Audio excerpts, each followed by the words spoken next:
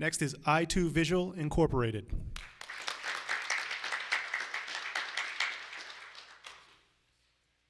Next vendor is Gray Bar.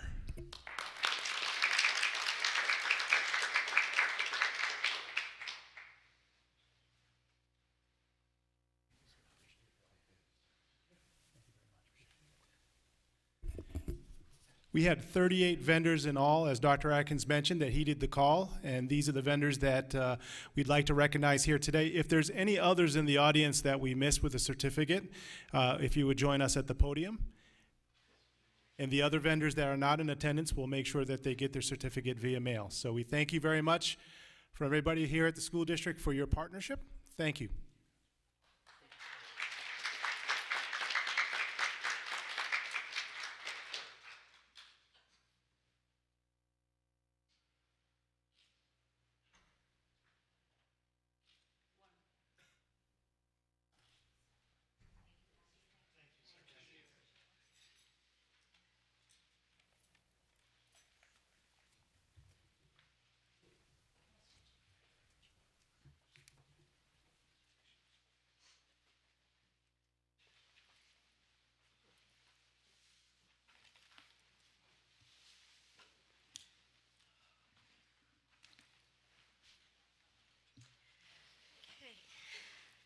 Tonight, we look forward to the board advisory committees sharing out with what's been taking. The lawsuit against the state regarding House Bill 7069.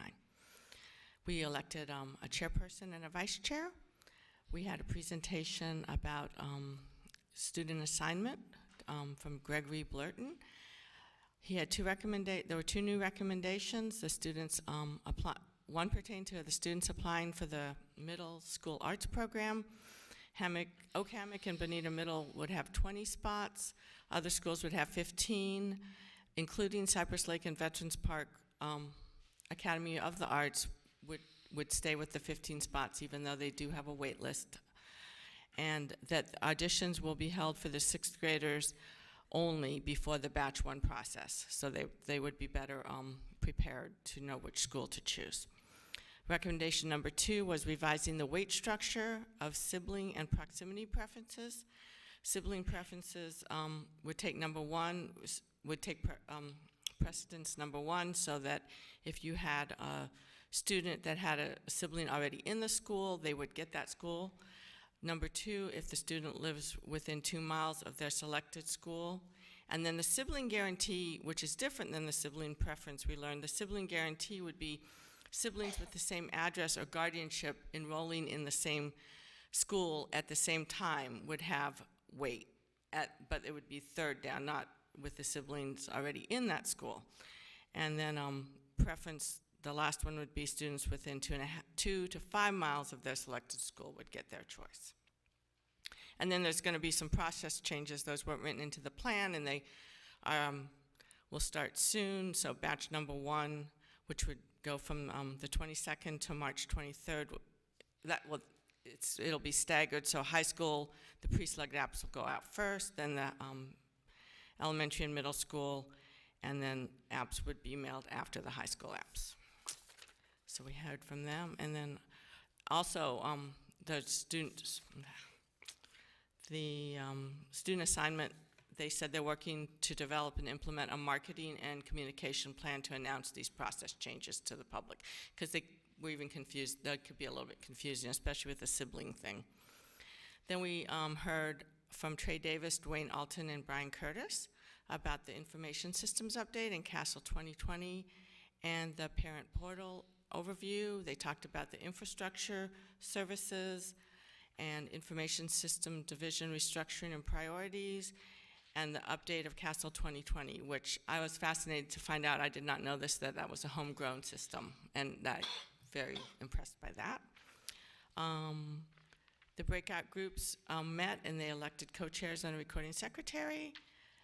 And answers to the questions were brought to DAC from the breakout groups, and they can be found in the back of our minutes. There was no public comment about agenda or non-agenda items, and no good of the order. And our next meeting was held on the 15th, and I'll report on that in the next briefing. Thank you, Ms. Crosby. Any comments? again, thank you to our DAC members. You provide an invaluable service, and it's nice to see the last 2 meetings we've had really good attendance. And I hope that that continues because it's powerful. Thank you very Okay, much for thank your you. leadership. Next, we'll hear from the Construction Advisory Committee. Mr. Ryan Richards is the chair.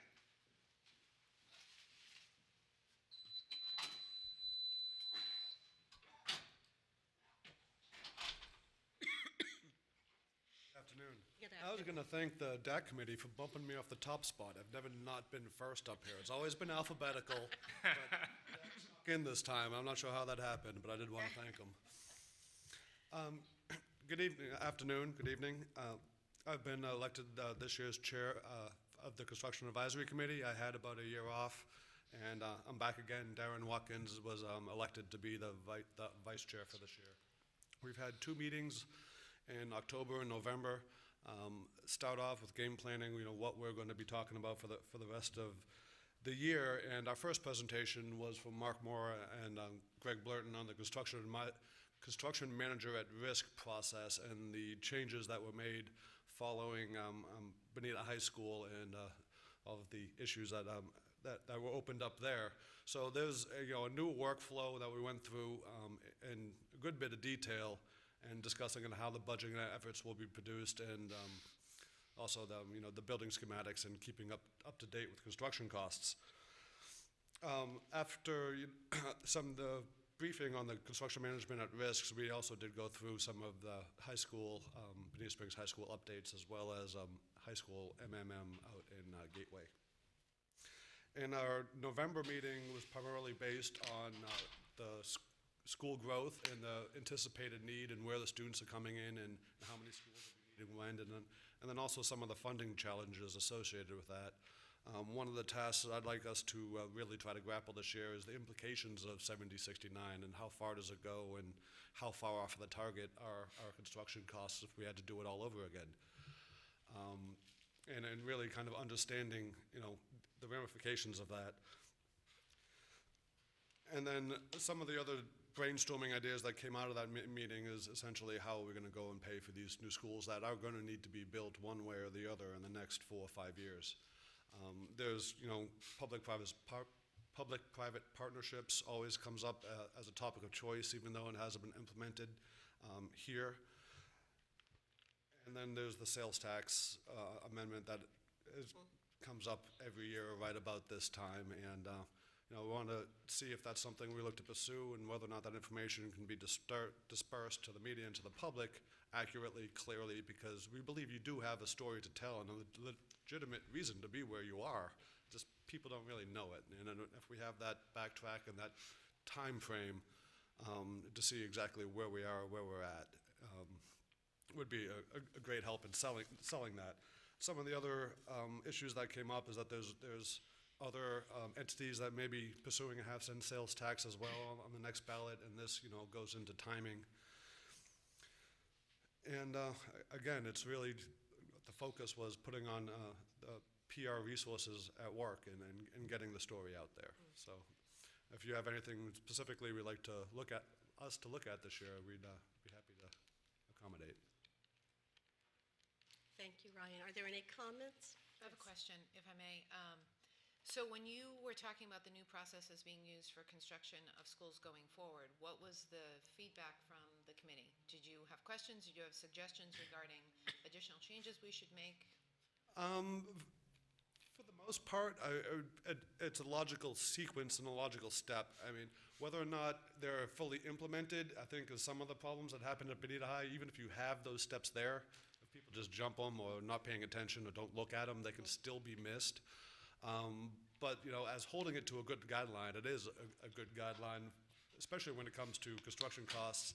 Post-storm, they've gone crazy. I mean, Akusta, I walked out already, but I've already seen material costs go up 15, 20% in the last 6 months. And these are things that, are out there in common, but, people don't always want to hear it. They're like, oh, no, we'll get it. We have, it's still open to that, if you want to go in that regard, but it's really keeping an open mind and taking the input for what you get. Thank you. Anyone else? I just want to thank you and your committee for its support and for your willingness to do whatever we need you to do. And thank you so much for coming alongside and collaborating with us. Have a good day. Next, we will be hearing from Continuous Systemic Improvement Advisory Committee, Mr. Pete Pable. Did I say that right?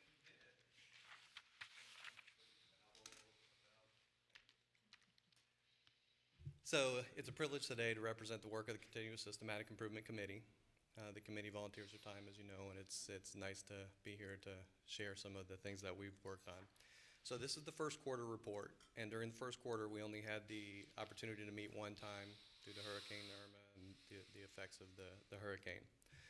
During that meeting, we established group norms. We set the time, date for the remainder of the meetings throughout the year. And we started some discussion around Vision 2020, the strategic plan, and where the committee this year should focus their time. And during that discussion, the committee agreed that before we start evaluating what recommendations we should make to the board, we should first review how the school district is progressing against those initiatives in the strategic plan currently, so that we could target the areas of the highest opportunity. So we made that decision to move forward. Mary Fisher, our board liaison, recommended that we should look beyond 2020 because we're fixated on 2020, but whether we like it or not, it's 2018. So the board, as we review the strategic plan and the school district's progress against the current initiatives, will look to make our recommendations beyond 2020, but not forgetting to embrace and support the current initiatives that will take us, beyond that initial strategic plan. So, and we've started to schedule the review of that progress. So I want to thank the opportunity to represent the committee here today, and I appreciate your time. That's a committee that works very hard, so I want to say thank you for what you do. Thank you. And I look forward to coming in as your board liaison. So we're making some switches. So I look forward to seeing you at the next meeting. Next, we will be hearing from the Curriculum Advisory Committee. Ms. April Ketron is the chair, and she will be reporting. Good afternoon, everyone. I just wanted to let you know that we've had 2 meetings since the last time that we've seen you. We met in May when Mr. Teuber was with us and gave us his update with Vision 2020 and the goals and how the board had spent the day with the superintendent in Broward County and our focus moving forward as a district. We also discussed the standards of excellence. Melissa Robery and Brandy Macchia presented at the May meeting and did a PowerPoint on the LA standards and how we were going to use it to create a narrow focus to support our students and our teachers in the classrooms. We also discussed topics for suggestions for this school year, for 2017-2018.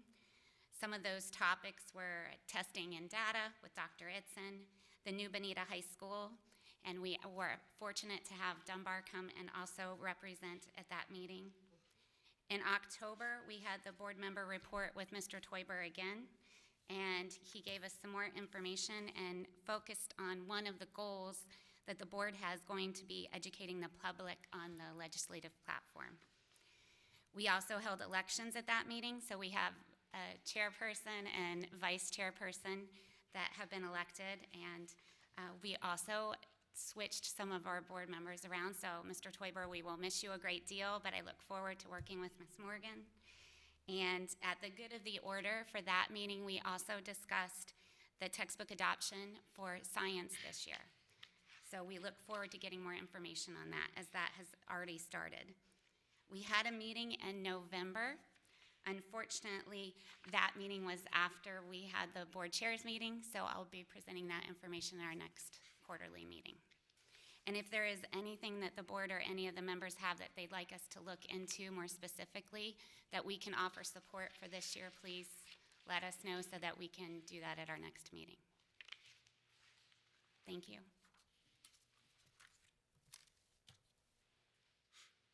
Thank you, Ms. Ketron.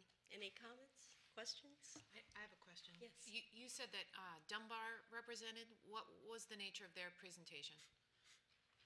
Please. Parent of a Dunbar student. Mr. Burnside was there representing Dunbar High School, and actually that information was given at the November meeting, so I have to report at that at the next meeting, but I just wanted to let you know some of the things that they were doing, because that was one of the topics that we had discussed for this year. But the minutes are I will get with- available. I'll get with you as a parent after the meeting. Absolutely. Okay. Thank you. Thank you. Next, we'll hear from the Equity and Diversity Advisory Committee. Mr. Joe Ryder is the chair.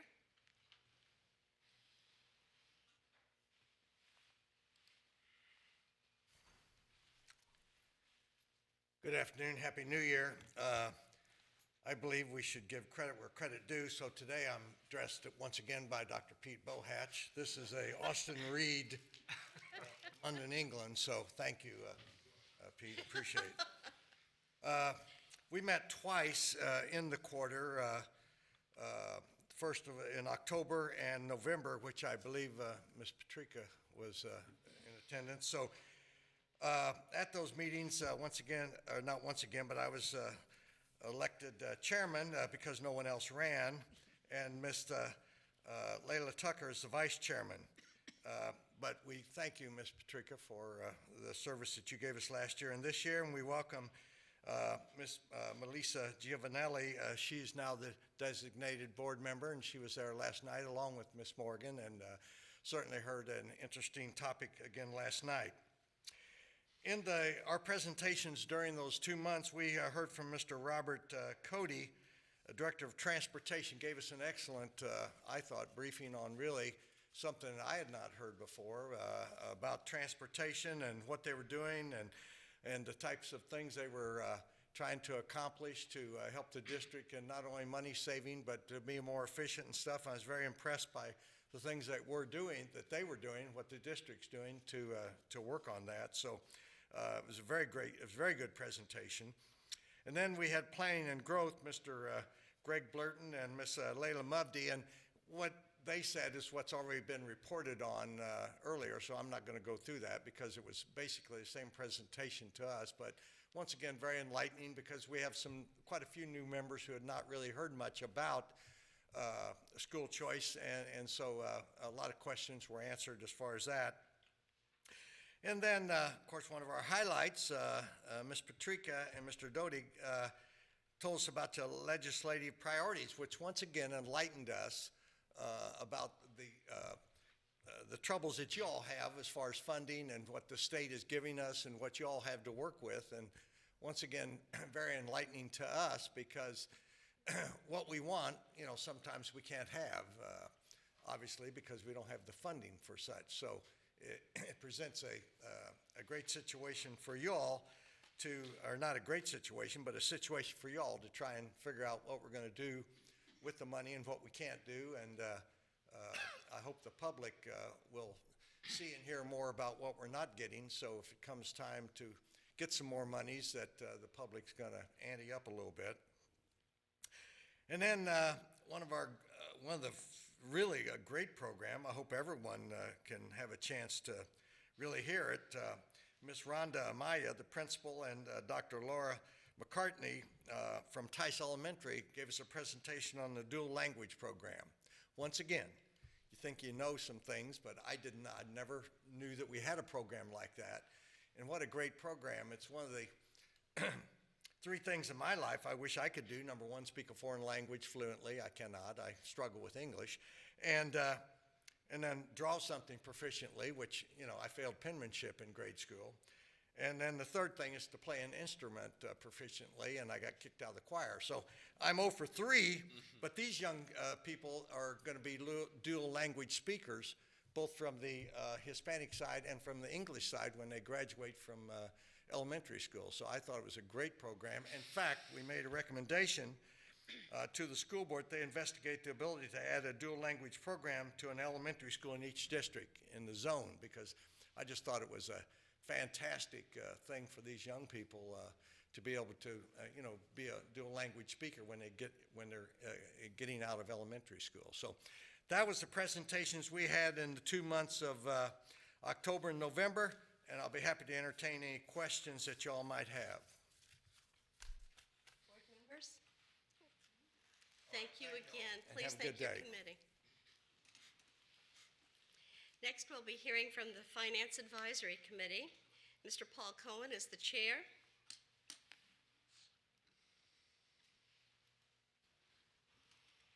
Good afternoon. I think we should probably change the name of the committee to the Nonstop Work Committee, because we met 4 times during the summer.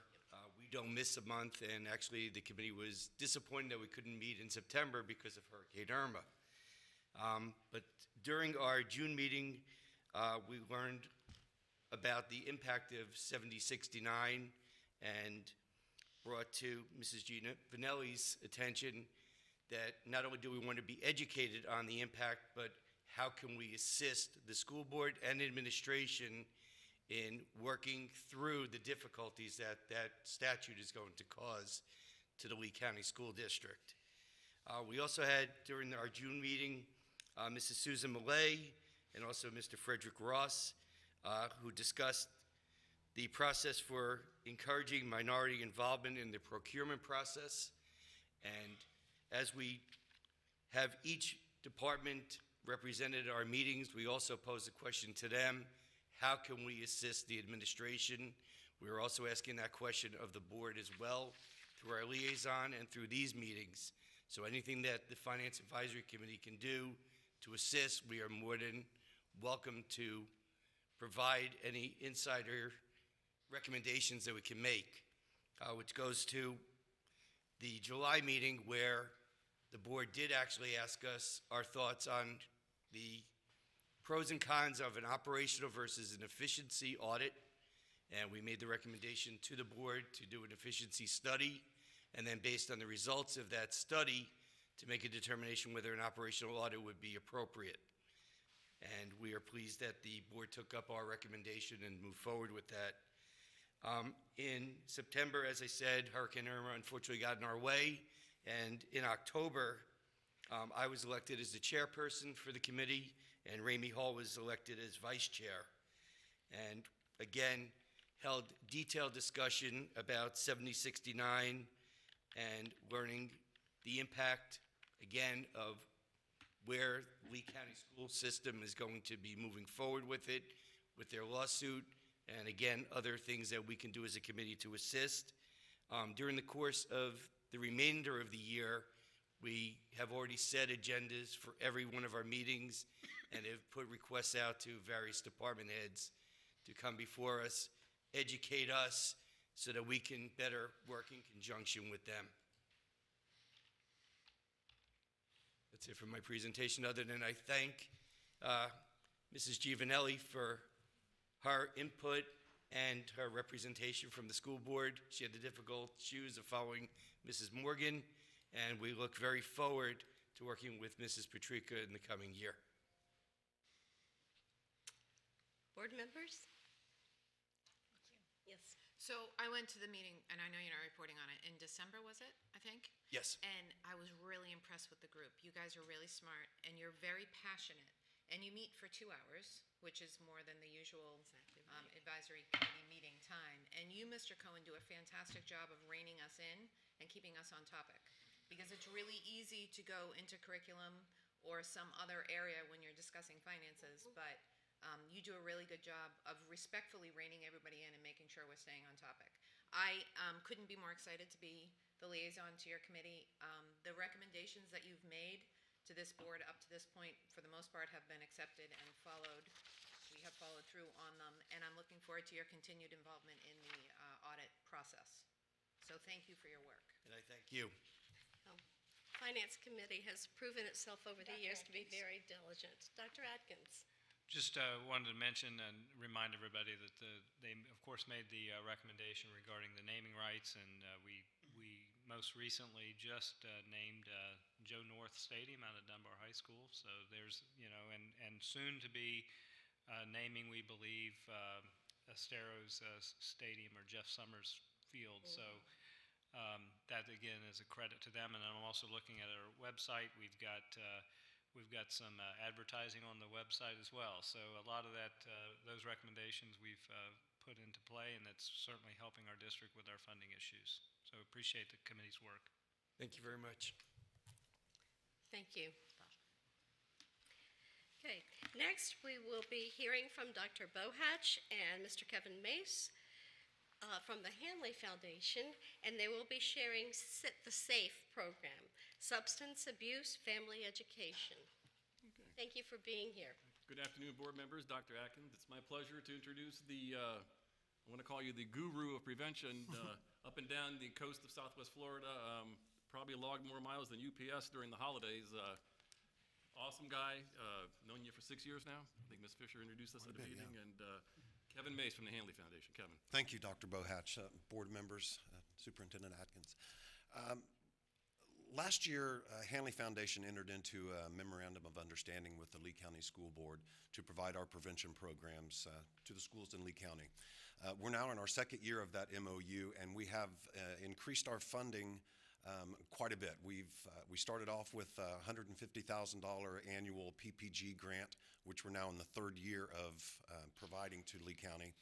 But last year, we received funding from our managing entity, Central Florida Behavioral Health Network, in the amount of $450,000 annually to provide additional prevention programs in Lee County. Dr. Bohatch came to me and asked if we would be able to kind of piggyback or partner with the SAFE program to provide some more intensive prevention work for low-level substance abuse users, kids that are, getting into some trouble in middle school and high school with, alcohol or drugs.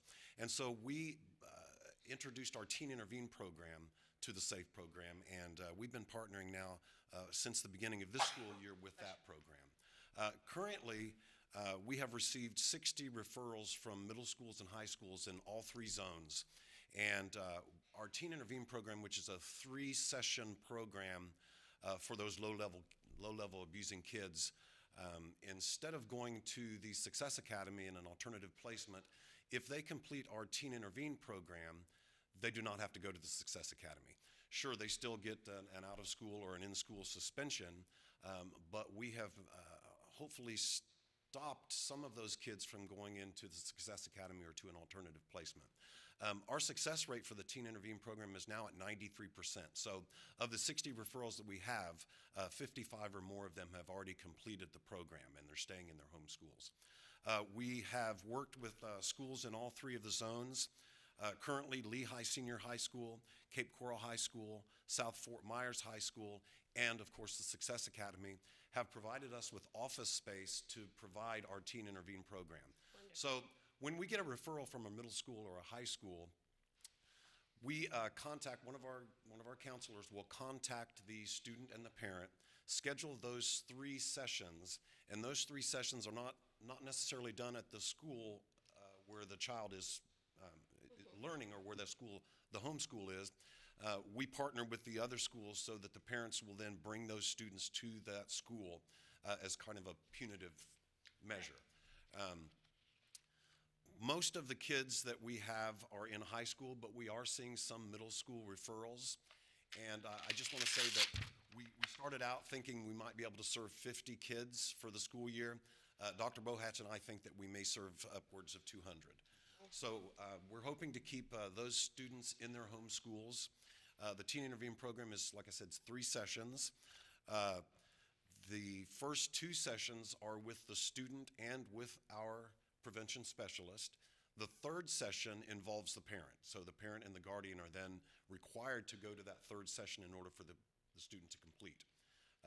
After the students complete the Teen Intervene program, our prevention specialists give the student a certification of completion, and then we inform the school that yes, this student has completed this program successfully. These are not kids that are dealing drugs. These are not kids that are causing serious problems in the schools. These are kids that otherwise would be good students that have made a mistake and that need to have a second chance. So we're very, very proud of that program. It's going very well. I received 2 referrals today, as a matter of fact. But in addition to the Teen Intervene program that we do with the SAFE program, we have a program called Alcohol Literacy Challenge.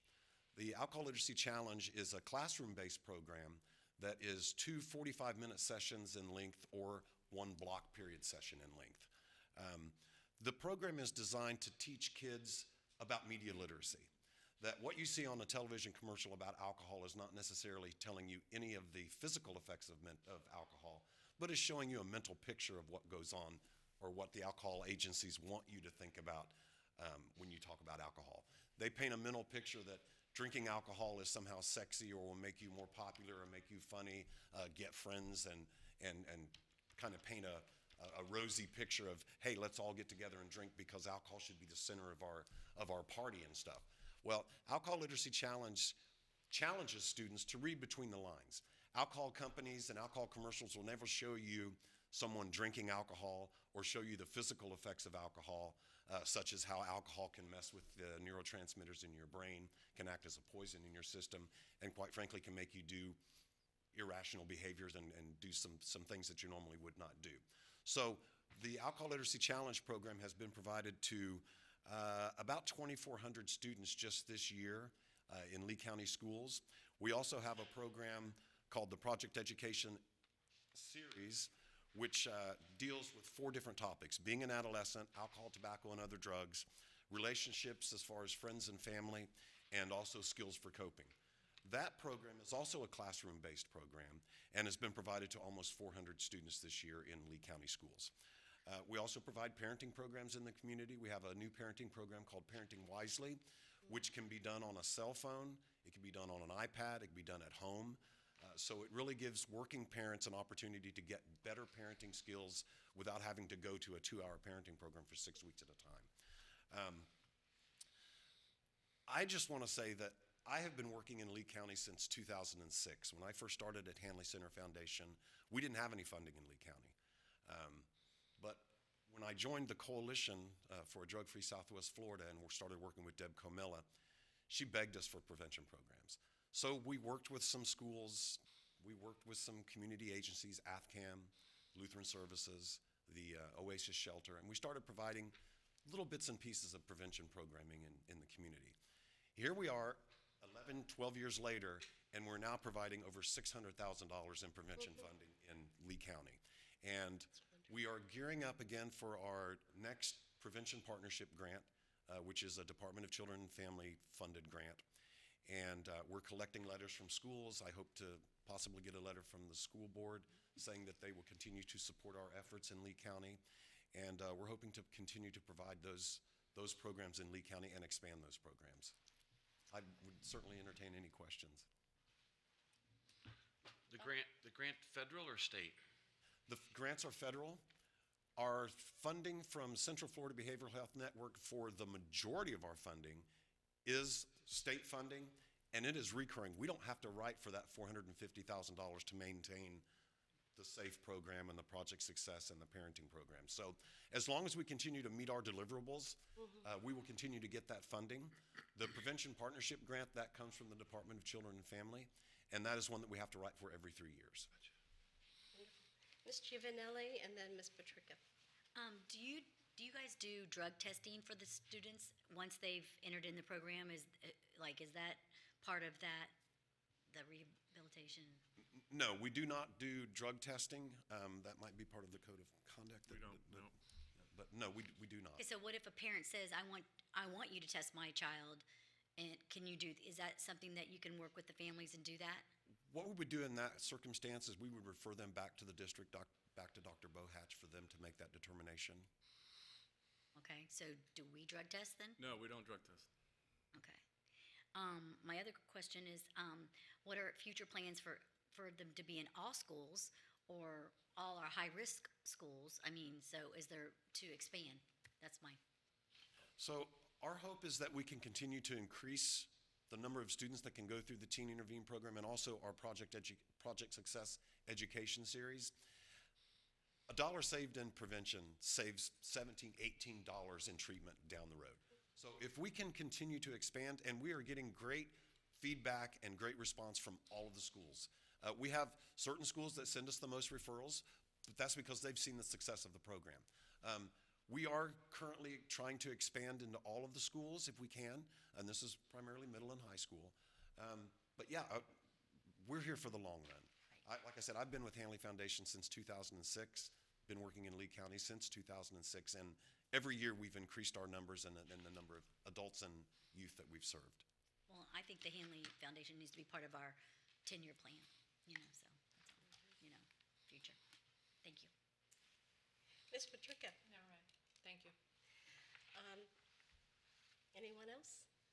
I just, Ms. Fisher is not well today, and she wanted to be sure and let you know that she appreciates all that the Hanley Foundation has done for our students over the years.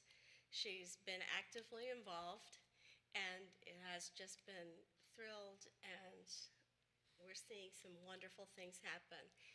And I believe that the more each school shares their story with other schools and principals, then we will see more people valuing it. So I would like to thank Mary Fisher for asking for this presentation. I sit on the coalition board with Mary, and we've worked really hard to bring these prevention programs, and she's been a great support of Hanley Foundation and prevention in general. thank you. Thank you, Dr. Bohatch, for what you do as well. Next, we will be looking at our policies. Policy 2118, Policy 222, 4.6, 4.22, 4.28, and 4.35. Everyone has been working very busily. Thank you.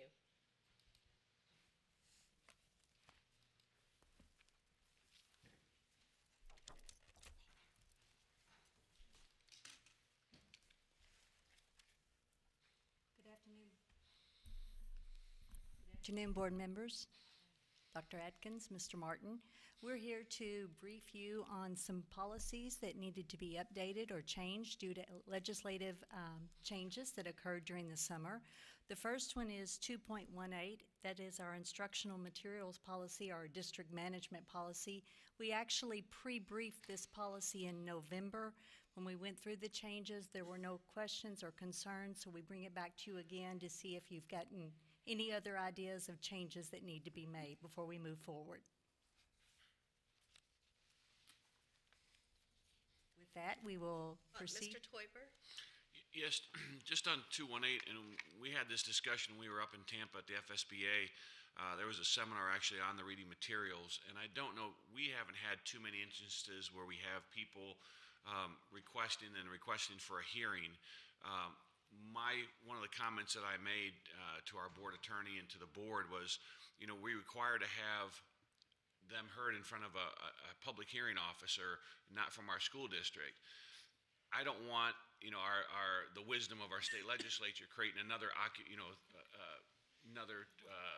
cottage industry that we're charging the school district for hiring these public officers. So I encourage the district to start communicating with other boards and other districts, because we could lend them our school people that are well trained in this type of curriculum matters, and they would give us theirs, all at no cost. We'd circle it around the districts so that there'd be no cost to any district. We just use reciprocity with Port Charlotte or Collier or whatever that's close by. So it's just a thought that I don't want us to start spending money to go at this process because the state wants us to have a review process to put incumbent to, again, one more thing that we have to pay for, so. Agreed. Thank you very much for that idea.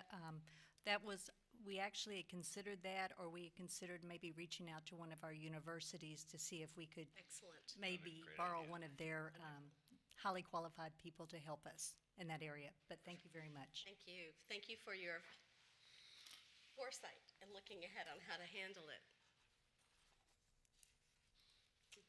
All right, the next in our policy palooza is 2.28, that's charter schools, the most epic of all of our policies. As we discussed at the pre-briefing before, there are several kinds of changes that we're proposing. Most of them are to comply with recent statutory changes. Some others are to remove outdated language that we had quoted from old state forms that have since been changed. And in one case, we've removed language that now exists in a completely separate policy on school names. The only thing that I should point out that maybe wasn't clear before is an editing error in line 143 and 145. They changed the statute changed the number of days for certain steps in the application process, and you now have a corrected version of that. I can go into that in some detail if you want, but maybe you don't want to.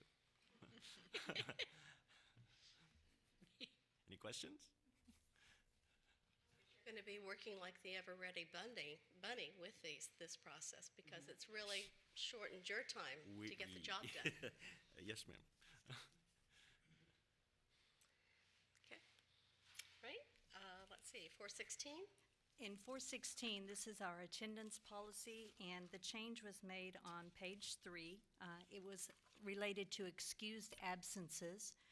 We did a little clarification for the first one about the religious holidays to change that, just to make it a little bit more clear. But the requirement is number 5, that students are now excused if they are leaving school for a therapy session, anything that's related to an illness that they may have. This, while it was not in policy, was already a practice that the district was supporting. So we have just followed the guidelines. Questions?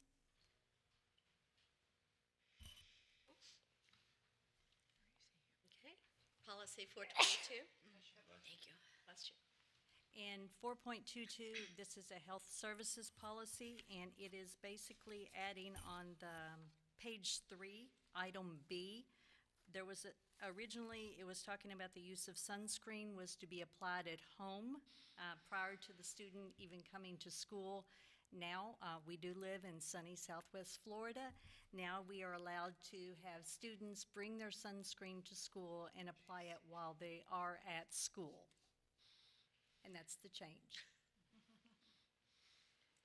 If I could just say that in my conversations with our state legislators, they touted this as being one of the very positive reasons to pass 7069. I thank them for their wisdom. Oh, policy 4.28. I'm sorry, that was mine. 4.28, homeless students. Most of these changes are language cleanup to clarify questions that have come up. One substantive change that I should point out is in section 1A3 about students awaiting foster care placement.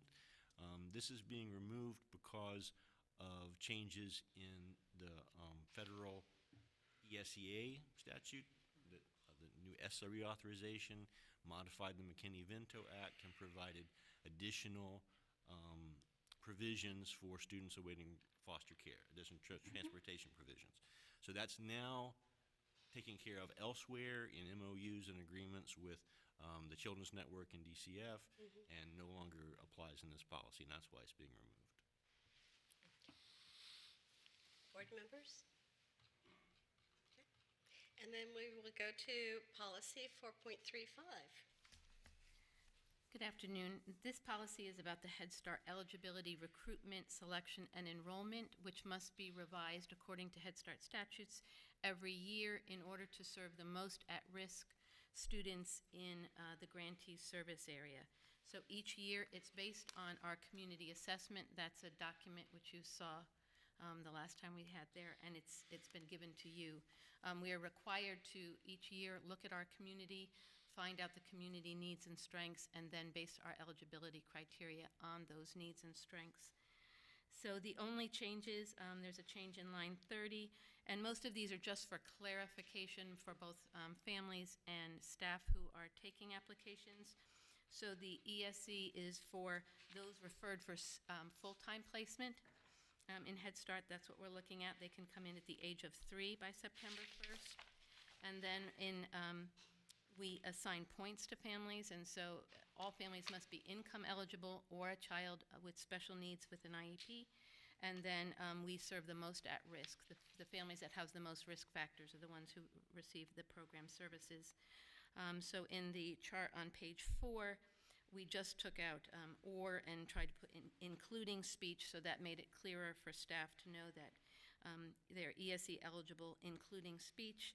And then in under disabilities, the part-time placement for IEP children in the district, they are 4 years old. Because we have a waiting list, we want to serve primarily 4-year-olds, and so that clears that part-time, children with part-time IEPs have to be 4 rather than 3. If they have a full-time placement as a 3-year-old, then they would get into the program. Thank you, Maggie. Any board members? Ms. Morgan? Yeah, I just want to take the opportunity to, for those of you who aren't aware, Mrs. Stevens got the letter yesterday from Health and Human Services, the audit that was done on the discrepancy that was cited, and she spoke to us about it in November. She got the all clear, so yeah, she did. I sat in on the conversation with DC when she and staff. I don't know, several hundred pages of documentation she prepared, and they had the nerve to ask for more, and she provided more. It was an interesting exercise, but it is a terrific program. We are a national model, and I was really glad to see the letter affirming we're clean. Thank you. Kudos to you and your staff. I don't think any of us doubted that would take place. I appreciate that. Thank you very much. Thank you. Next, we will be hearing from Business Services. They will be providing us with a hurricane update. Dr. Desamore, Ms. Bonnie McFarland, and Mr. Jimmy Floss. As they're making the way to the dais, just wanted to mention that this is a board request that you receive an update relative to our hurricane repairs, but also about reimbursements from insurance, FEMA, et cetera. So I will turn it over to Dr. Desamore to take us through the update. Thank you. All right, good afternoon, Dr. Atkins, members of the board. As Dr. Atkins said, this is by request of you all. We wanted to give an update on the hurricane, and today we're going to talk about the general process, what's taking place as far as the repairs, and then the next steps related to the process. So in general, and you all got the briefing material, and so hopefully that covers some of the general questions that you may have had about what the process is. But in general, our insurance proceeds have to kick in, everything they're going to kick in before FEMA will do anything in addition to that. And so we are already in the process of working with our insurance carriers and our adjusters in order to properly estimate what the damages are related to that, get our insurance claims up and running so that we can effectively work with FEMA. We have already had one meeting with FEMA. That meeting took place on December 4th, and that's what they call a scoping meeting. It's kind of like just a general meeting where we were able to discuss with them some of the documentation that we currently have, the extent of our damages, and then they described to us what the process is from their end. So the documentation and the types of things that they need, as you can imagine, are extensive, and they were able to explain that process to us so that we better understood what we needed to do. Now, based on the fact that we do have staff in the district that have some experience with dealing with disasters in FEMA in the past. Of course, Charlie, Wilma, Faye, we went through this a little bit before. However, a couple things are different now. First of all, this is the largest disaster really that we have gone through in terms of the extent of our damages, I think, since Hurricane Donna. And then also the FEMA processes have changed. And their process looks different than what it was before. And they've changed some things even this year because of the amount of disasters that they are now going through in the staffing that they have to try to get and work with.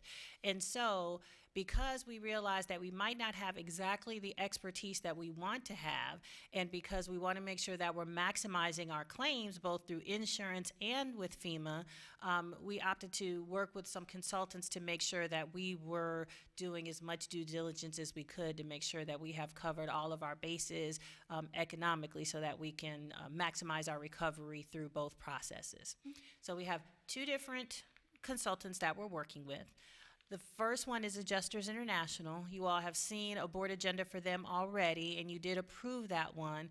Adjusters International's main job is to work with FEMA, with our FEMA representatives. So they help us get together the documentation that FEMA needs in order to maximize our claim. They help us facilitate the communication with FEMA, and they help us to keep the ball rolling so that we can hopefully recover within a reasonable period of time given everything that's going on with FEMA and also everything that's going on with our district staff to make sure that they facilitate that process. Then we have a second consultant that we're working with, that is Procore Solutions. That agenda item you will have before you this evening, and those consultants' main job is to work on the insurance side of the equation so that they are working to maximize our insurance claims with all of the different insurance companies that we work with. So I wanted to hand it over to Mr. Jimmy Flock for just a second. He is going to give us kind of an overview on the different damages that we've seen across some of our different locations and an update on where we are as far as the repairs. Good afternoon, Board. Dr. Atkins, just a quick overview. The last several months, maintenance services has been, as well as other departments, I shouldn't say only maintenance, have been heavily involved with the billing, the paperwork, and repairs for Hurricane Irma. After data analysts, the facilities with the most costly repairs, I'm going to give you a quick overview, is Colusa Elementary, Estero High School, Lehigh Senior High School, Mariner High School, Raymond C. Page, St. Carlos Park, and Mirror Lakes. That's mainly the most costly repairs that we have in the district. I would say the total's probably about $12 million in roofing. Majority of the other repairs are pretty much complete. I'm going to say we're 90% complete in the district other than the roofing repairs. Okay, so our next steps related to FEMA, related to all of this, is that we have another meeting with FEMA, somebody that's been with FEMA for a little bit and that knows what the deal is. She's been very good to work with so far. So we have our follow-up meeting from our first meeting with them tomorrow to get a little bit deeper into the documentation and start the process of filing what they call project worksheets, which is what gets some of your ball rolling with reimbursements. And then we will continue to work with insurance. Our Procore people, given that agenda item being approved tonight, will be with us tomorrow, I believe, to start digging into all of our insurance documentation and make sure that we're on the right track and getting our documentation together for that. As you can imagine, this recovery process will take some time. So, you know, the insurance process will take some time, and then with FEMA, you know, realistically, it is really hard to tell exactly how and when we'll get those reimbursements back. According to our conversations with Donna, who's our FEMA representative, she says that depending on how quickly we can file our project worksheets, that some of our reimbursements for things such as debris cleanup and some of the initial recovery work that we had to do and the precautionary measures that we took before the hurricane, because we can get some reimbursement for those as well, could come as soon as 3 months. But just to give you an idea, when we worked with FEMA before, it was on Hurricane Charlie, it was a good 3 years after that that we were still kind of, you know, wrapping up the final loose ends with that and closing out the project. And that was during that year, and I don't believe that we've had as many disasters as FEMA is working with then as we do right now. So I can realistically imagine that we'll be talking about this for several years to come, in terms of, you know, we're still working through the process. We're still trying to get our reimbursements. So I just wanted to prepare everybody up front that that is a very real possibility. I do want to take the time to really recognize Jimmy Flock and Barbara Cedinho and their crew over in maintenance, because not only did they do the heavy lifting for the repairs after the hurricane, and we know, the stories now have gone down in the annals of history about what they did after the hurricane, and we'll be talking about that for years to come. But the less sexy part of that story is all the paperwork that needed to be done afterwards. And based on the reimbursements and why and how we get reimbursed, a lot of the heavy lifting has to take place on their end with the work orders that they had to process and the time that people had to put in. All the documentation and the I's dotted and the T's crossed for all that stuff that gives us the backup to be able to be adequately reimbursed for insurance or for FEMA comes mostly from their area, and they have done just an outstanding and awesome job so far in facilitating that, and so I really thank them for doing that. And they're not done. We'll continue to do that, but hopefully now with the consultants that we've brought in, that will take a big burden off of the staff to be able to do some other things and concentrate on their regular job, and we have our consultants that are really going to help us, lift from here on out. So we're not sure now. When we had the original conversation with the board, the desire was monthly briefings. Based on the timeline of this and how long some of the processes take, I'm not sure that monthly really is going to be beneficial for you. We might suggest that, we correspond with the superintendent and kind of talk, and he can schedule to come back when there is significant information to report, but I leave that in the hands of the superintendent and the board to agree or tell us what your expectation is, and we'll make sure to meet that. Board members, any responses? Ms. Patrica, then Mr. Toiber. Two things. I'm wondering if we can get an estimate of the administrative cost of reimbursement, of seeking reimbursement. What is it costing us as a school district just to get reimbursed? We can, and yeah. of course, those hours spent are not reimbursable, right? Yeah, well, actually, some of them can be. The time that the staff takes to get together some of the documentation, we are documenting that, and we're going to put that in for reimbursement, whether it gets accepted and at what percent, because these different categories of FEMA reimbursable categories, they're reimbursable at different percentages. And so they're still kind of schooling us on what that whole process is. But it is possible that we will recoup some of that cost, but definitely not all of it. So yes, we can get that information and talk about that. And then the other thing is, you talk in here about FEMA has to have adequate documentation. Mhm. I was at a meeting the other night where Bonita Springs official mentioned that for some of the cleanup or the pickup costs, they had to show photographs of GPS coordinates. Is that what we're looking at in terms of level of detail required by FEMA? Yes, so for what they call the damage inventory sheet, which is the big holistic list of everything that you say happened and everything that is wrong and everything that you could potentially be asking for reimbursement for, one of the things on that damage inventory is they want to know what are the GPS coordinates for this place or this location that you're talking about. So yes, that is in fact some of it. Pictures of damages, of course, come along with that. Documentation of any invoices that we paid for work that we submitted or that we paid somebody else to do, documentation of the hours worked for our own internal people that worked to do cleanup, repair, all those types of things are examples of documentation that FEMA would ask for.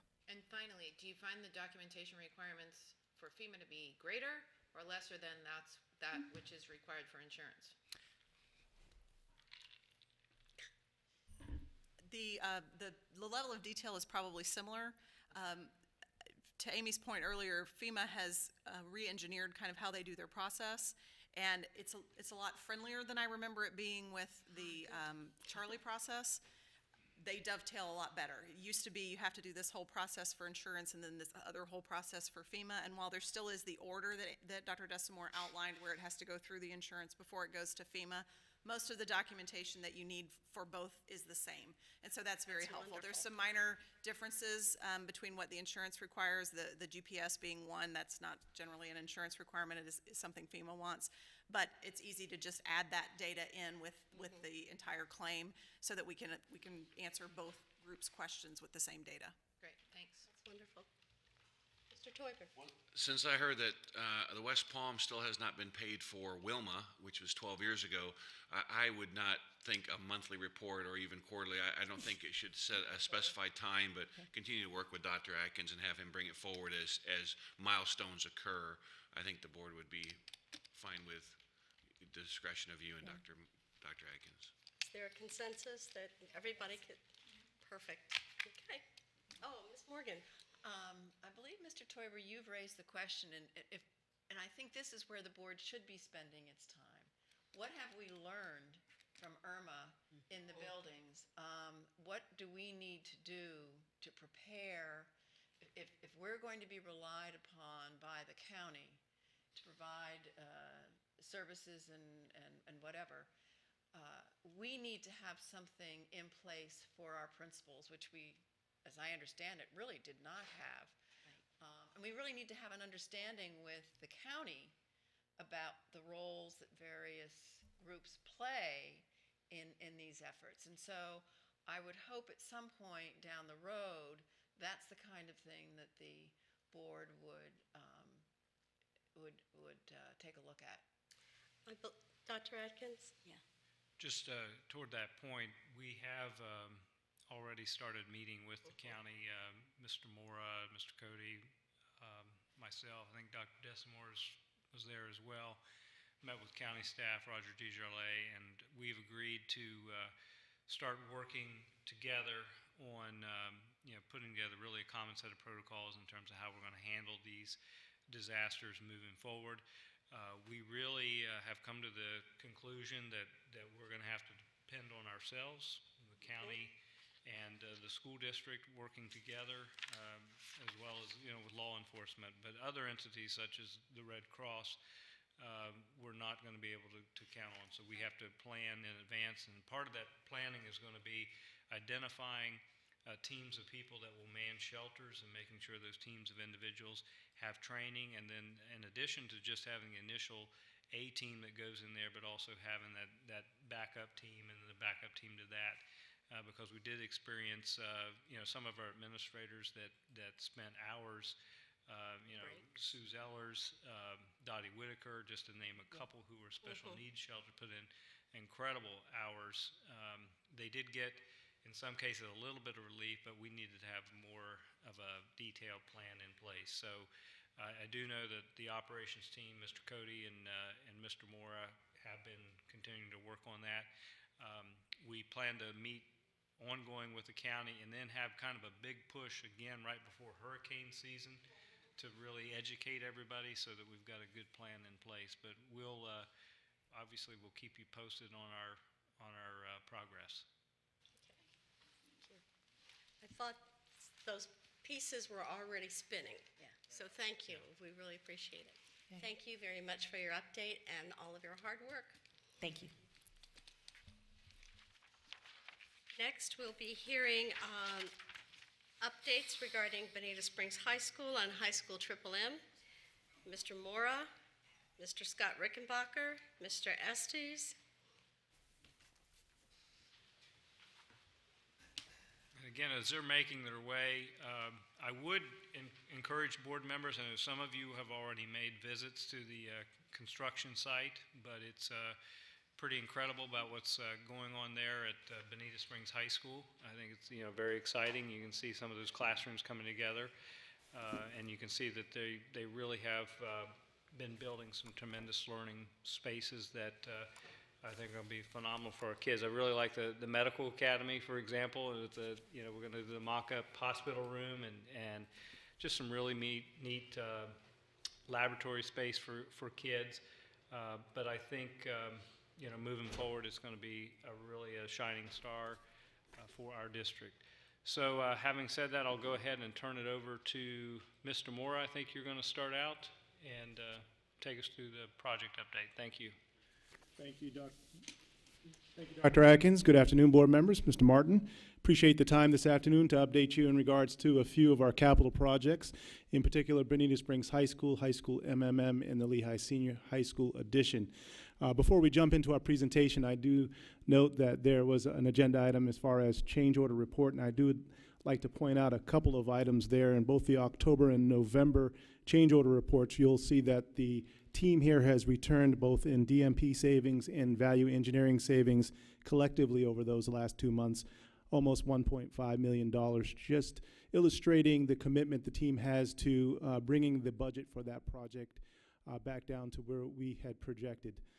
So a credit to the team here and their diligent work on doing that. Today we want to present not only an update but give you a glimpse on some of the things that are going on at Bonita Springs High School, as it is now a portable campus at Estero High School. So we've invited Mr. Estes along. I think he's provided you all some material, and we'll be with him shortly to share some of that information.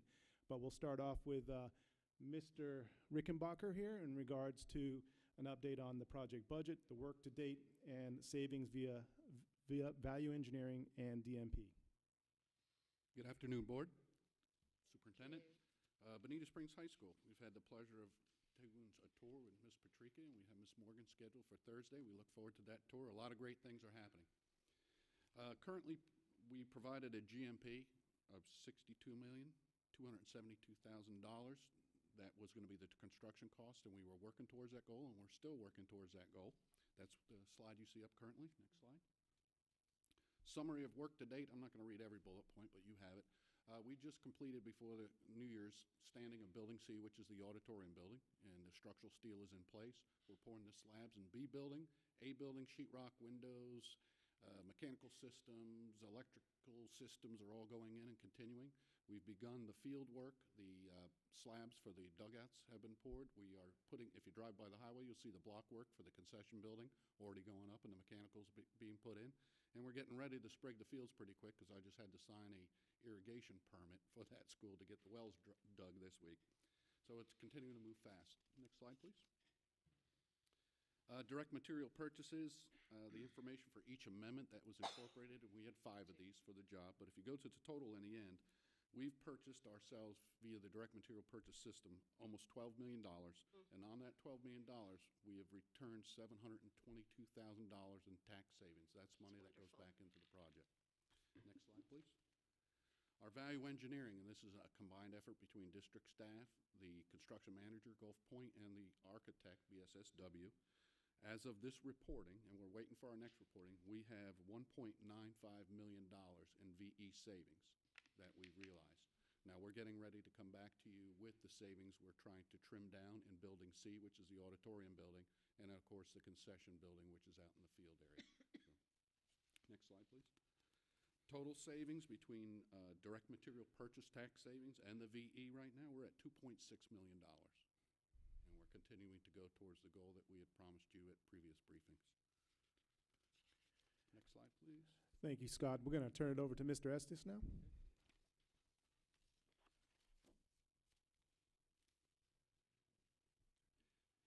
Good afternoon, everyone. I apologize for not being able to work this technology over here, but it's first time up here. Good afternoon, everyone. What I gave each of you is just a folder of what we'll be handing out at our open houses. We're going to be doing 2. I want to say thank you to Mr. Carson and Bonita at Three Oaks Middle School, and Melissa Lehner at Bonita Middle for allowing us to utilize their facilities. What we've done is we've separated our open houses by zone so that we could accommodate everybody that's interested in coming to Bonita Springs High School. So on the right side of your packet, we want to make it really clear on what they would have to do to choose our school, all the steps involved. The next page we have the application to participate in our FGCU Collegiate Academy. Thank you very much. I believe on December 12th you passed that, so thank you. It's a huge asset for our school. It's going to allow Bonita Springs High School to compete with schools that have IB and Cambridge programs, and with our academies, we can compete there as well. So competition is very important, and I think that levels the playing field, so thank you. Going forward, we just want to let the public know, I can't wait to show off the facility to Ms. Morgan on Thursday. I really enjoyed the tour with Ms. Patrica about a month or so ago. It's one of my favorite things to do is to take people through there and explain, what this is going to be. I don't think excitement could possibly be higher with this school. So just a little bit there. I'm sure you get questions from time to time about what academies, what programs. So I think everything in this folder will help you answer some of those questions. And any of you that are wanting to come take a tour, it's one of my favorite things to do is take people through there. I have 3 kids, Jonathan, Jeffrey, and Bonita Springs High School.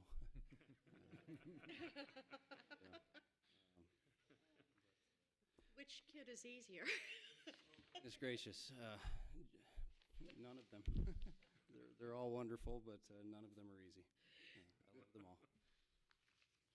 Thank you, Jeff. I myself consider Bonita Springs High School a stepchild. But we're really excited about our next high school MMM. I want to give you an update of where we are. I also want to stress this is the first opportunity that we're going to have as a district to actually implement our new pre-construction phase approach to building schools. We're really excited about it. There's a lot of things that we're still working out in regards to that process, but this is going to be a really great opportunity for us to test drive, if you will, that new process. We believe it's going to work well for us. And we'll continue to tweak it and bring you updates about where we are. So high school MMM, we're looking at 4 key activities occurring right now. We're basically in phase 1. If you think about that diagram we shared at a former briefing meeting in regards to our new approach, community outreach is something that we learned from the Bonita Springs High School experience is very important. It's important groundwork to lay before you even begin construction or even begin thinking about what type of design you will place on that site. To that end, we've engaged with the Hampton Park Homeowners Association. That is the community and gateway that is adjacent to this site. They have a lot of concerns, obviously, about a high school going into their community. While we saw a lot of support during the site selection process, emerging from that is some concern, and that's understandable. We've learned that in our attempt to build a school in Bonita Springs High School. So we've engaged with them, and we've actually opened up our facility here for their homeowners meeting in exchange for time to meet with them and present to them, also to take questions from them and to mitigate any of their concerns. So in this past December, we hosted a meeting here of about 175 community members. We had about 30 minutes of their agenda. We shared with them a little bit about the site, the schedule, and some of the steps we're going to take as a team to mitigate some of the impact of a high school in their community. It was a very fruitful meeting. We will have another one with that community in March, and then we're going to branch out and bring this same approach to the community in Lehigh and other homeowners associations inside of Gateway. There are almost 60 homeowners associations in Gateway, and we're targeting the ones in the closest proximity to this site. So again, engagement with the community is very key to us. Including the community as also businesses. We're not bringing an update today in regards to that, but we will certainly invite some key players who are working on those relationships to a briefing to share in the next month or so. Another key development and partnership we're developing is with the Florida Department of Transportation. From that community meeting, we heard a lot of concerns in regards to the expansion of State Road 82. If you travel that road, you'll know it's a lot of traffic. There's concerns with safety, noise. So we're a partner in finding out what are the best solutions, particularly for that intersection. So we've thrown out ideas such as sound walls, also talked about with them about putting a walkover State Road 82 for the students that will be attending the school from Lehigh Acres. And those are all things that we'll continue to discuss and come to some type of agreement of how we can mitigate concerns there. Design and construction services. As you remember, that phased approach sees 2 key partners coming on at the very beginning of the conceptual design process, and that is the architect and the construction manager. So to that end, we're working on 2 contracts. The architectural service contract, I believe, will be coming to a regular board meeting on January 23rd for your approval. We were fortunate to beat some of the provisions of Senate Bill 7069 in regards to having design services under contract before July 1, 2017, and we will be engaging with BSSW architects. Also part of our new phased approach is bringing a pre-construction budget to the board for approval. Remember, this is all about getting a really solid, real-time estimate for the total project cost before we commit a construction manager to the full-blown project.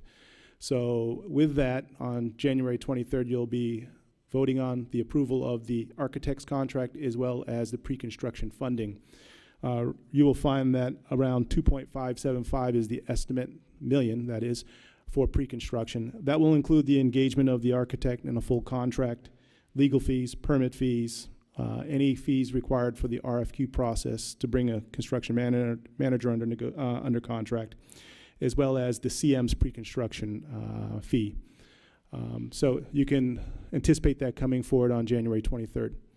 And that also includes the budget. So again, this is a really good opportunity for us to exercise the new process and continually tweak it so it works to our best advantage. Now I'll turn it over to Mr. Blurton for a Lehigh Senior High School Addition project update.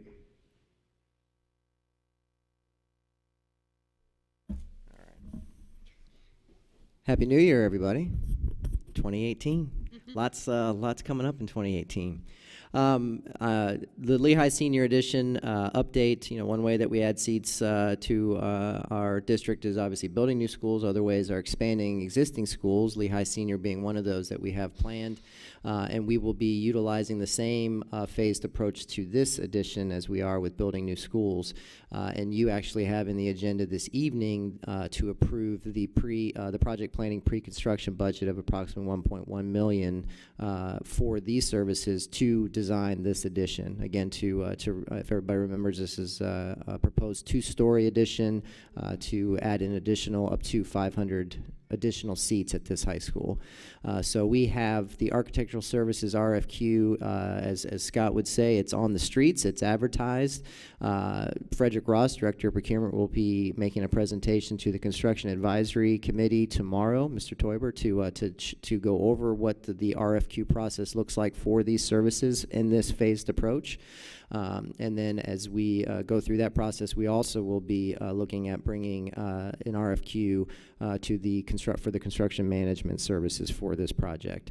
So this is moving right along. We're hopeful that as we get that advertisement out and we get the responses back from the architectural firms, that we can start moving forward on the design of this and hopefully have a total project cost to you as we get towards the fourth quarter of this year for this edition. So. Lehigh Senior.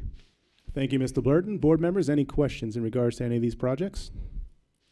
Ms. Patrica. I don't have a question, I have a comment. When I had my meeting with Dr. Atkins yesterday, I put this on his desk as a positive because this is by far the most amazing mailing that I've received regarding high schools. My daughter has 5 choices, so we've gotten at least 5 mailings, and this is by far the best. It appeals not only to my 14-year-old daughter, but also to her blankety-blank-year-old mother and her grandmother and aunt as well. So I have a pile of these things on an end table in my living room for constant review, and this one always ends up at the top.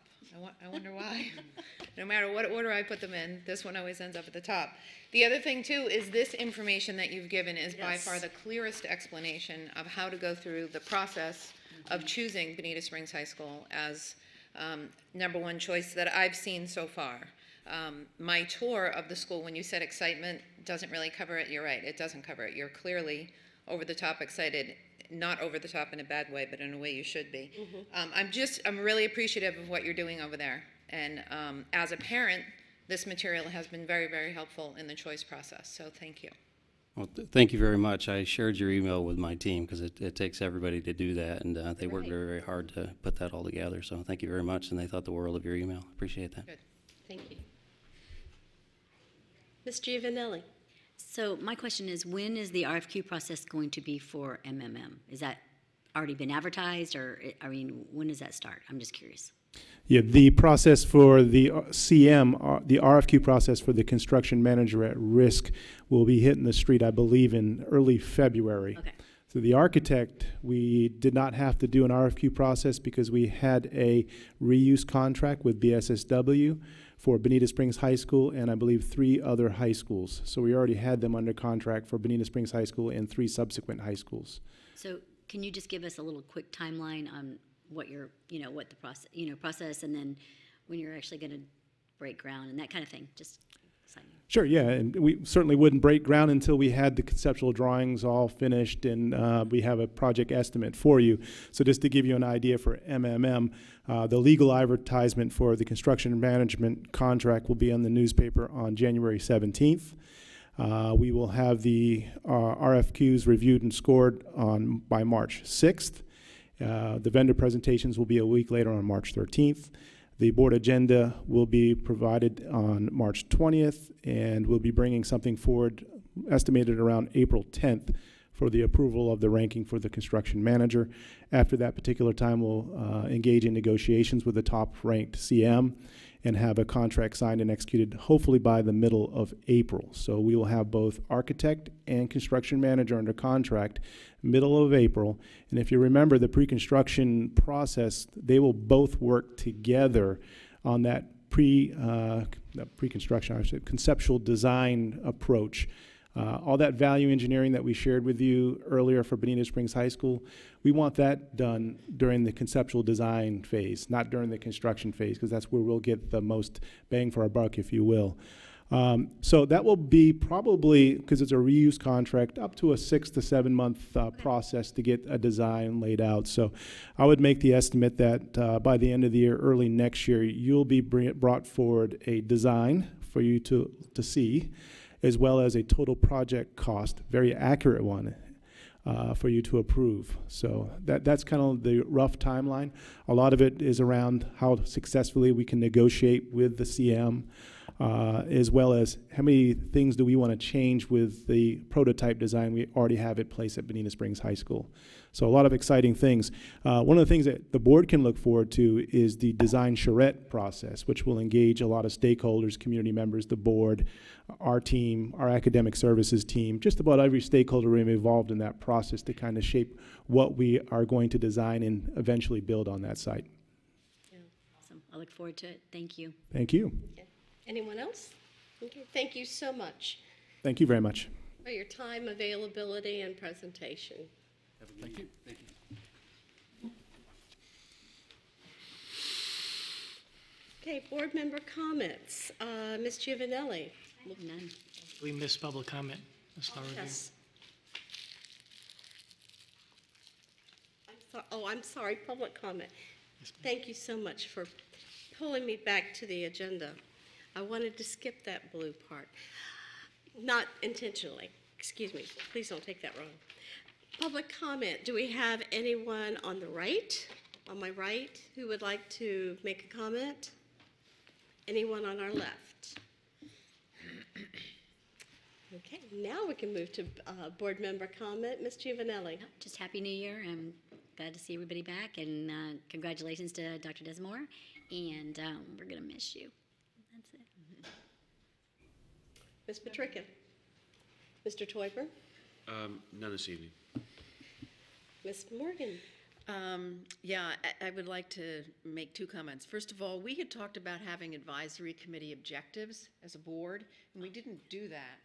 I'm wondering if people feel, having had these presentations from the various committees, whether there's a need to do it. It sounds to me as though everybody has a sense of purpose and it's aligned pretty much with where we want to go. So, you know, can we just take that off our agenda of things, of goals, or do we have just? Mr. Toiber? I don't know. I think people have direction, but I think that the direction should come a little bit more clearly delineated from this board. Okay. Maybe we want to, something to propose that have every liaison work on objectives that the current committee believes where they think their objectives are, and that we could just, rather than putting the cart in front of the horse, let them see where they feel their objectives are. We take it, massage it, and get it back and confirm it or change it. I like the idea. That's valid, yes. So I'm not clear, are you asking to take their oral reports off of the agenda for briefing meetings? No, what are you asking? Giving them direction, right? Direction. Oh, okay. I thought we were already doing that. Well, no, we talked about as one of our board goals, setting goals for the various advisory committees, and we never did that. And I didn't know whether it was necessary to do that, to have that conversation, that we all agree that what each of the committees is doing is consistent with our expectation for the work of those committees. What Steve is basically saying is if they give us a write-up of where they want to go, if we need to have that conversation based on what we read, we can have it. Otherwise, we don't need to proceed. Yeah, just a temperature check. Yeah. Yeah, it might be good. With a couple, I know that with curriculum, we heard this, and was, how would you like for us to proceed? And so I believe that the curriculum aspect, and that's something that that advisory committee has asked for frequently over the years.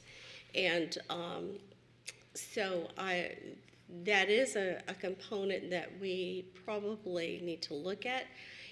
I wonder if possibly the curriculum advisory committee might, if the committee might be able to write up some things that they believe might need to be looked at and brought forward based on their conversations. Because as you're having this conversation with different people within your committee, there will be thoughts and ideas regarding curriculum and how instruction has taken place across the spectrum with our students. So possibly they may come up with some suggestions that they would like to pursue. That's me thinking out loud. Yeah, I think that curriculum and EDAC may have ideas where they want to go and are looking for a direction where if we see that. So it may take a little bit more time, but some of them, finance and CSI, seem to be pretty laser focused. But Okay, that was the first comment. instruction, we know what we'll be doing. They just told us. So. I don't know if some of them don't want to hear what we have to say. That's why they come up with where they're going. But they are spot on. The second question I wanted to ask was, when I met with the priority marketing people, I said one of the things I would really like to see is a more targeted comments coming from the board in our monthly comments, consistent with both our vision and our legislative priorities. And the comment was made today that, the public doesn't know a lot about what we're doing. Exactly. And we've tended to make, for example, our well, I made my November comment about sort of the financial penalty and, we were incurring, as opposed to just being a warm and fuzzy comment, right, which we have tended to do in the past. I'm wondering if we should be more informative in a substantive way about what is really important to us, not just about saying great things about our schools, which we all enjoy saying, and saying great things about faculty, which we all enjoy saying. So I was thinking more in terms of, I don't know who's doing the January, or has it been done? Who's doing the January board member comment? Has it been done? Oh, okay. So maybe February. Lauren, can we be thinking about a disciplined, focused message over time, and then give the board members maybe prompts, or if board members have ideas? So we're not talking about warm comment. No, I'm so sorry. It's not comments. It's the letter we write. Exactly. Yes. Exactly. I'm sorry. Yes, the letter we're writing on them. It could be both, actually. It can be both. Exactly. And mine actually got published in the news press, and I think we should be writing with several audiences in mind. If the content, Lauren did a great job tailoring my comment for the two different audiences, but essentially it was the same audience. I would just like to see us be more proactive and out the there. message out there. I agree. Mm-hmm. Okay, so maybe we can work on that a little bit? Okay, those are my comments. Thank you. Mm-hmm. Thank you. You're right. I have no comment except that I learned as was sharing it with one of the community groups just how uninformed. And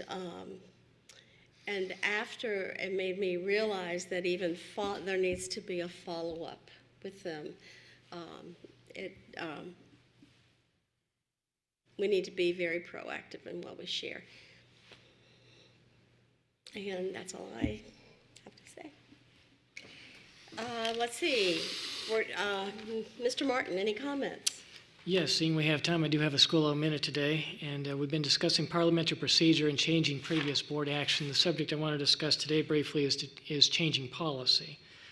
The adoption, revision, or deletion of a school board policy can only be accomplished through the rule adoption process. That is, at a public hearing, after notice to the public and review at a briefing meeting. A vote to adopt, revise, or delete a policy can be reconsidered while the board meeting at which the action was taken is still in session. But after completion of the board meeting, it can only be deleted or changed back through the rule adoption process. And finally, School Board Policy 1.10 requires an extraordinary vote, that's more than a majority, to delete, revise, or make exception to a policy. That's all I have today. And Dr. Atkins? No comment at this time. Well, seeing that we have no more comments, is there anything for good of the order? Then otherwise, I say that this meeting is adjourned.